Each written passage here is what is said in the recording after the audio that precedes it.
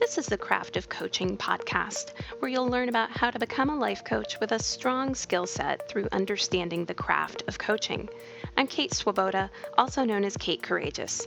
As the director of a life coach training program called the Courageous Living Coach Certification Program, I'm passionate about the craft of coaching and how we evolve the skills and the industry. Learn more about our program at teamclcc.com, and here's today's episode. Hey everybody, it's Kate, and I am recording this at a particularly exciting time of year as it happens. It's a particularly exciting time of year because we have a new cohort of the Courageous Living Coach Certification who are about to graduate. And for us in our program, we have some pretty rigorous standards that are all modeled after ICF guidelines, including things like recording a 30-minute session of your coaching and the coach doing a self-evaluation of their own coaching according to the ICF core competencies, and then our team reviewing the coach's coaching using the ICF core competencies, giving the coach that feedback, and then meeting for a one-on-one session to discuss all of our feedback. This is a very supportive session, by the way. I mean, we really take on the ethos in our program that if you're joining us, you're going to be supported in a million different ways around growing as a person, as well as growing as a coach. And courage does not mean the absence of fear. This is not about trying to become fearless. And we don't collude with perfectionism. That's actually one of the maxims that we talk about at our intro retreat each year. We don't collude with perfectionism. We don't pretend that if only we would be perfect, you would be totally okay, or as if only you would be perfect, we would totally be okay, because we definitely don't want our coaches that we're training to go into the world expecting that they have to be perfect coaches in order to get results for their clients, or that their clients have to be perfect clients in order to see results in their lives. Now, all that to say that that's why today's topic in particular is of great interest to me, because today I'm going to be talking about what do you do after you've got your life coach certification? And what I mean is, what do you do when it's like you've got your training, you've got your certification, and you're in that new place of kind of like, okay, I can't totally jump into this as a full-time career yet. I still have a mortgage to pay or, other things that I have to do financially while I'm building my business. And given that I have those things that I need to do, how am I going to organize my time? There's this real feeling of inertia that can happen for coaches right after they finish training. And there's actually a reason why with the Courageous Living Coach Certification, we structure our year the way that we do. Because when I was developing the program, I interviewed a lot of coaches, and I interviewed coaches from all walks of life. I talked to people who have the MCC, like the highest level of certification that the ICF offers. And I talked to people who had never been in a standard coaching environment. And I talked to people who do just all different styles and backgrounds in terms of coaching. And I was listening for what are the things that for them would make for a better training program, because of course I was in the process of developing a training program. So one of the common things that I heard was that most training programs are structured in such a way where it's like you're in this intensive certification environment and then you go, I'm certified, now what? So when we began designing the CLCC, that's why we said, okay, let's be really intentional about this. We need to have a retreat to kick off the year. And that's always held at the beginning. And it needs to be an in-person retreat because that's how you get the kind of connection and bonding that will sustain the group for the entire year. Because we've all been in these environments before where an online course where nobody ever meets in person just doesn't quite gel. Sometimes they do, but it's a higher likelihood that it won't gel when there's no person-to-person contact. And this is an intimate arena. Coaching is intimacy, it's vulnerability, it's caring, it's unconditional support. So we want to start off that way. And then for the first several months of the program, we're in this intensive environment where there are these weekly calls, weekly practicum, homework assignments, all of that. And then we get into summer. And for CLCC, when we get into summer, we stop with the requirement around the weekly calls. There are still some assignments that are required, mastermind meetups, so you're still staying connected to everyone. There's some self-paced work that we're giving. Our trainees get both basic and advanced marketing, and so those marketing materials are given to you, and that's something that people work on over the summer. So there are definitely some structured activities that people have to work on during the summer, but it's not quite like being kicked out of the nest. It's not quite like, oh, hey, we hit the last training call. Boom, you're done. You're out there. You're coaches. Bye. And that was really intentional on our part. So we have the initial period that's very intensive, very connected, very close. During the summer, we are very transparent about the fact that we want you to be connecting with the rest of your cohort without our facilitators always being behind the connection, always being the ones to say, here's the topic or here's when we're meeting up.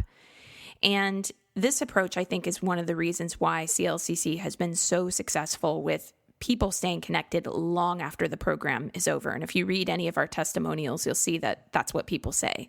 This is a community for life. Of course, if you choose it, if community isn't your thing, we're probably not your thing. But in essence, what I'm trying to get at is that if you have gone through a coach training program where that kind of gradual getting out there into the world as a coach didn't happen, if it felt really sudden, I would like to invite you to create the gradual for yourself, to take it upon yourself to go after my life coach certification. It can feel like a very abrupt change, but I can create it in any way that I want it, which means that I can take this slow, I can be organic, I can let things evolve as they are going to evolve. And I will just share on my end of the podcast mic, I guess you could say, that consistency, I think, is the number one thing that you want to have going for you after you get out of your coach certification program. Because if you aren't being consistent about showing up and making it clear to people that you're available to be their coach, you don't build the momentum that you really need to build to make a business that you can actually turn to as your career, like an actual business. So, what to do after you've got your life coach certification? I already mentioned, if you feel like you had a really abrupt shift out of training, get back in contact with your cohort. Revisit some of the lessons from your training. Create it as you would like it. You have the sovereignty to design this in any way that you want. Next, really focus on consistency around your marketing. Now, I know that a lot of coaches leave their coach training and marketing is like, I don't want to have to do marketing. So again, here is my invitation/challenge for you. Set it up in a way that works for you. Set a plan that you can be accountable to for staying consistent around marketing. And if what you love to do is chat people up, then start a podcast. And if what you love to do is create art, then put beautiful quotes on Instagram. And if what you love to do is write, then write those blog posts. And really do the personal work of noticing that if any part of you is going, well, I could do that, but nobody even knows that I exist. Nobody cares. What if somebody reads something I write and they, send me hate mail, Like, it's that thing where it's like, there's no way out but through. Marketing will not always feel this way if you decide that you are going to work on it until it doesn't feel this way.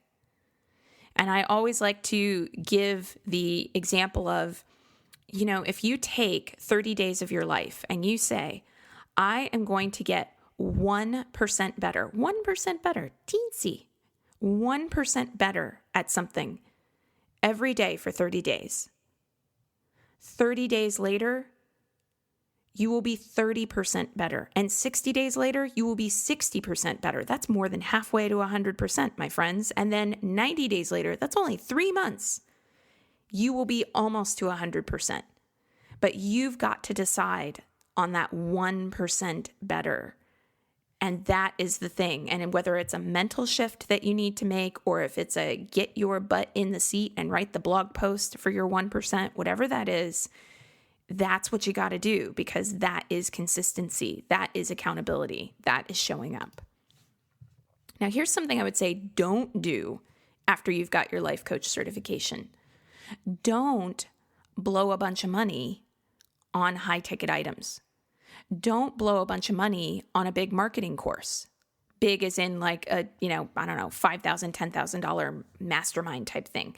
Coach after coach I've spoken to has told me about how they blew a ton of money on high-priced marketing courses right after they got out of training. And it turned out that they were just like, I wasn't ready for it at the time. And I wholeheartedly agree. You are still learning when you are just finished with your coach certification. You are still learning about the kind of coach that you want to be. And I have seen it happen so many times as well, where coaches just evolve. Sometimes it takes a year of being out there coaching before you realize, oh, I don't want to be a health and wellness coach. Who knew? I thought I wanted to be a health and wellness coach. I'm all health and wellness all through my coach training. But now that I'm actually out there professionally doing it, what my heart yearns for is to talk to moms about parenting. That's what I always want to talk about. And if you spend a ton of marketing right after you get a ton of money on marketing right after you get out of coach training, and then 6 months or a year down the line, as you get deeper into the profession, you realize, oh, I want to pivot my entire brand. You're out $5,000 or $10,000. This is a fact. Most of what you need to know about marketing at this stage, you can get from a few books or self-paced courses. I'm going to say that one more time. Most of what you need to know about marketing at this stage, when you're right out of certification, you can get from a few books or self-paced courses. You do not need to spend thousands of dollars. Same goes for website, by the way. Like a basic website is totally fine. The fanciest website does not win. Keep your money. Keep your money, especially since you just spent it on certification, right? Keep your money and really go into, okay, let me keep it simple. What are the basics of marketing that I need to be doing consistently? Now, if you're a graduate of CLCC, we include both basic and advanced marketing, and we're pretty open about the fact that our goal is to give you enough marketing materials that you are basically busy for a year. Not busy as in busy work, but busy as in you've got marketing work that you can do for a year following graduation from our program. And if you didn't get that kind of marketing help or training through the program that you took, look for low-cost resources. I have one that it's part included in CLCC. It's called the Coaching Blueprint, and you can learn more about it at coachingblueprint.com. You also could check out a book that I'm always recommending to people called Value Proposition Design by the Strategizer Group.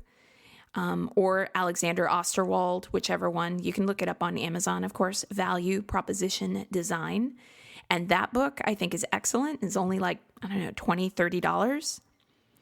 So you stick with a book or a self-paced course at the beginning.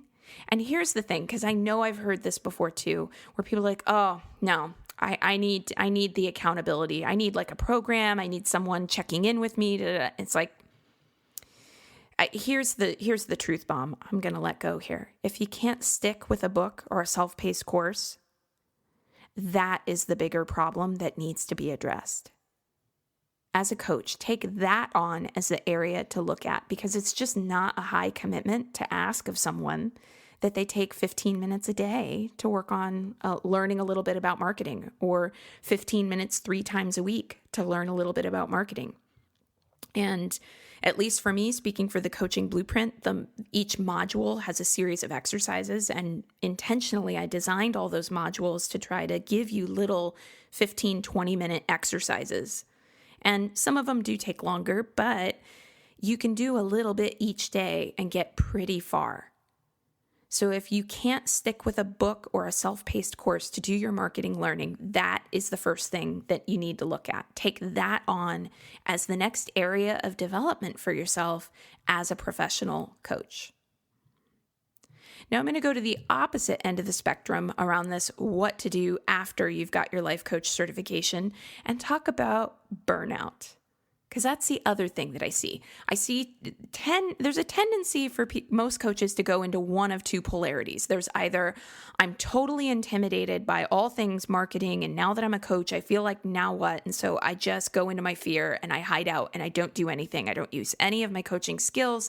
I don't get coaching. I don't do the work to get out of this place of hiding out.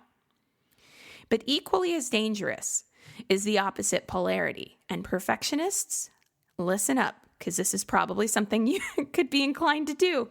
And I definitely, I'm raising my hand on this one. This is me all the way. Go in the opposite end of the spectrum where you sign up for all the things and you're going to do all the things. And you do this thing where you're like, okay, I'm done with my coach training certification. Here we go. I'm working on my book proposal. I'm submitting some proposals to get my TEDx talk out there. I'm also developing my group program while I up-level my website, and I have a photo shoot scheduled next week to get my professional headshots taken. And then I'm also going to start working on my ideas for my podcast. And I've got an editorial calendar. I've laid it all out. You can hear how I'm talking faster. And we can all kind of giggle at ourselves, right? Because this is the opposite end of hiding out, but it's just as dangerous. Because perfectionism and that kind of a workload will lead to burnout. Another danger that can come with that kind of, I'm going full bore in the other direction, that I'm doing all the things. Aside from burnout, there can be a real, what do they call it? Sunk cost bias, I think, where you've put so much time and energy, you've sunk so many costs into something that you go, I should keep going with this, even if actually your evolution demands that you let it go. It's kind of similar to what I was talking about earlier, where it's like we can get this idea in our head like, I'm a health and wellness coach. I'm a health and wellness coach. I'm a health and wellness coach. And then, somebody who goes full bore and they do the health and wellness podcast and the health and wellness website and the health and wellness TED Talk and the health and wellness book proposal, when they get so at the beginning stages, before they really know who they want to be as a coach, they can sink so much into that path that then when another path, like talking about parenting, calls to them, it feels hard to go, I got to let go of health and wellness. So the real lesson here is about opening yourself up and allowing yourself space to discover. I mean, what would you give a client in the same place? It's always the life coach, hat trick to pull out. What would I give to a client? If I saw my client, trying to do 100 things the day after they finished a certification program, wouldn't I bring up the possibility of burnout? Wouldn't I, encourage them to do things that are going to support their health and their ease and their fulfillment? Well, I'd like to believe that you would. So give that to yourself. Slow down. Set goals that are achievable, certainly, but it doesn't need to all happen right away. And as far as I can tell, there's really no way to engineer virality. There's no way to engineer coming onto the coaching scene and blowing up and you're like the best coach ever and you're immediately making, I don't care who promises that. Actually, I have another thought on, people promising that. I think they're full of shit. And I think they're massively out of integrity to be promising something like that to new and emerging coaches. And especially when part of promising that is this push to be relentless, to go, go, go, to see success as an external validation. Like you're only really contributing something or really doing a great job with your business or as a coach if you're making $1 million. It's just so empty. It's such a hungry ghost. You absolutely can make money doing this, but I don't want it to come at the cost of your mental well-being, your physical well-being. And I don't think that you should collude with setting yourself up to go, go, go, hustle, hustle, hustle, do, do, do. I mean, isn't that a paradigm that like 90% of our clients coming to us are trying to get out of? Do you know anyone who isn't talking about being stressed or overwhelmed or busy or having too many things to do? Why set ourselves up that way? It doesn't make sense. So, lots of taking a breath. But at the same time that I do that even, and if you've listened to the Craft of Coaching podcast long enough, you've heard me say at some point during an episode, I'm not into binaries. I'm not into because it's one thing, it can't be another thing. I think we need to look for the nuance. I think we need to honor our humanity. So at the same time that I'm saying, hey, don't go into hideout mode where you totally cop out on yourself and your business. And at the same time that I'm saying, don't go into burnout mode where everything is full bore. I'm also saying that we need to pay attention to one of the biggest capital S stories that comes up for coaches. Coaching is leadership in many ways.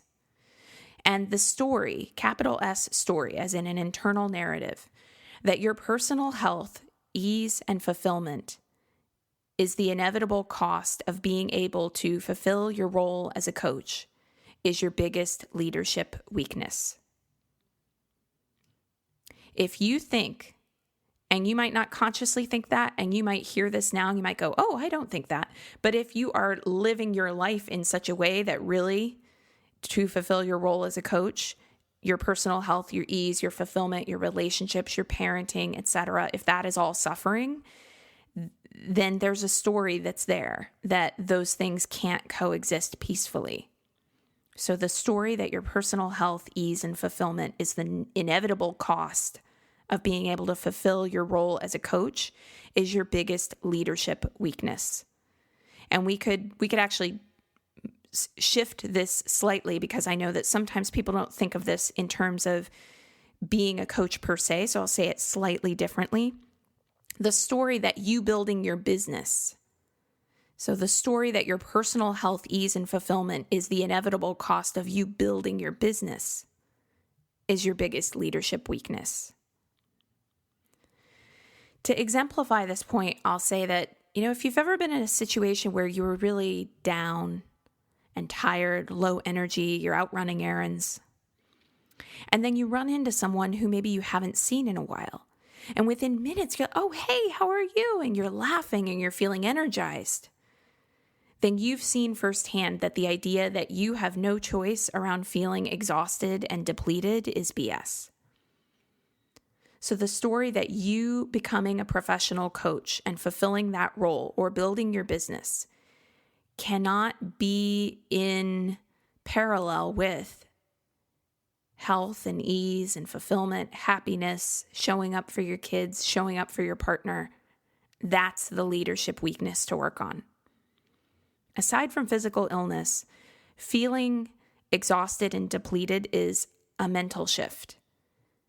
When we feel exhausted and depleted for a long time, that's the mental result of when we go too long being out of integrity with ourselves in some area of our life. And, this is the eternal theme, right? We can't give what we don't have. We can't draw from an empty well. And the work starts with us. So it's not about, I'm going to go out there and be a coach with a bunch of tips and tricks. I'm going to go out there and be a coach. And part of the necessary work for me of being a coach is looking at my own internal narratives, my own internal stories, the choices that I make on autopilot that are fear-based habits. How do you look at those and examine those? Do you have regular structures in your life for looking at and examining those? A daily integrity check-in is a great idea. This doesn't mean that you can't really be a coach until you have all of your stuff together. And there are other Craft of Coaching episodes where I actually talk about that. There's one on building your confidence as a coach, because that's definitely something that comes up in CLCC where trainees talk about, I feel like, how can I possibly coach someone else when I don't have a perfect life? Like my life isn't totally together. And again, I think that it's a hybrid kind of thing. Coaching is not about you have a perfect life. Coaching is about holding a container where you're co-creating something with your client so that both of you are supporting the client's agenda for moving forward. That doesn't mean that you yourself as coach have to be perfect. There are no doctors who have perfect health. There are no accountants who have perfect finances. There are no therapists who have perfect lives either. If perfection were the prerequisite, no one would ever get started. So this isn't about you have to be perfect, but it is absolutely imperative that you have some integrity around your own regular tools and your own regular development. And that's another thing that you want to integrate into what am I doing after my life coach certification? What am I working on? How am I organizing my time? Put some time in there for the things that fortify you, whether those things are going for a run or a walk, or those things are dinners with friends, or those things are camping out in a library with like your favorite books. What are the things that fortify you, that balance it out? It is hard to sit down and go, who am I as a coach, when you complete a marketing exercise and feel the stress of, I don't know who I am. Oh, how do I write this sales page? And that's why you have to balance it out with the things that are going to rejuvenate you, replenish you, and leave you feeling resourced. And if you continue to do this dance for a long time of dipping a toe into the things that feel uncomfortable, like continuing to show up for yourself, develop who you are, market yourself, learn about marketing, put yourself out there as a professional coach when everyone in your life has always seen you in a different way, combined with the dance of, okay, I get some downtime. I go for a walk. I see a friend. I stay off the internet for a couple days. I listen to podcasts that help me to think about who I want to be and how I want to develop. When you feed your own well, combined with going back to that place of leaning into the discomfort, and you keep doing that, the discomfort and then the rest, and the discomfort and then the rest, that's how you build resilience. If you are looking at any coach anywhere, myself, any six-figure coach, million-dollar coach, any coach who you enormously admire because their skill set is amazing, any coach who has written a book or given a talk and you were like, oh my God, that changed my life, I guarantee you that coach started somewhere in their life feeling like they were sitting down to do something they didn't know how to do, and their inner critic was just as loud as yours. And the only difference between where you are, if you feel stuck by that inner critic, and where they are, is that they decided to consistently lean in, rest, go into the discomfort, rest, go into the discomfort, rest. That is it. And they developed strength in the same way that you develop muscle strength. And that gives them a capacity to be able to do more, to withstand more, to handle more. That's what you're really in training with now, after your life coach certification has finalized. And, you're the one who's in choice in terms of how you frame this time in your life. Is it, oh my God, it's so stressful and so hard, and how am I ever going to make it as a coach? Or do you use a coaching tool? Interrupt your own ruminative thoughts. Stop, pause, wait, hold on, let me take a breath. Let me get mindful. That is not how I want to proceed. What is a thought or a belief I can choose instead? And there's so many out there. So be conscious of what you're choosing. Speaking of choices, okay? Now, if you're driving, make sure you pull over before you do this. But if you're listening in any kind of a space where it's safe to start writing down some action steps, you're listening to a life coach when they're like, all right, time for some action steps. Write them down. What are you going to do? What are you going to commit to around your marketing? What are you going to commit to around your personal growth? Take out your schedule. Schedule it in. As Laura Heacock of Kind Over Matter, one of our facilitators, has said to me, and I love that she said this, what gets put on the calendar gets done. What's your commitment to creating this space, which is really a delicious, curious, exploratory space after your life coach certification is finished? What's your commitment to creating this in the most sovereign, open, adventurous type of energy that you can imagine? It's all up to you. You're the one who gets to choose. So go ahead and write down your action steps. And if you want to share any of them with me, you always can. You can find me on social media, Instagram, Kate Courageous, Facebook, Your Courageous Life. I so appreciate it anytime someone leaves a rating in iTunes, because that helps more people to find the podcast. So if anything about today's podcast has been helpful to you, even if you just pop over to iTunes and do a quick little ping, 5 stars, and that's all you do, still so helpful. You can learn more about the Courageous Living Coach certification at teamclcc.com. That's team as in TEAM, CLCC.com. Thanks so much for listening. And here's to you, creating the most amazing, most easeful, most fulfilling coaching practice of your dreams.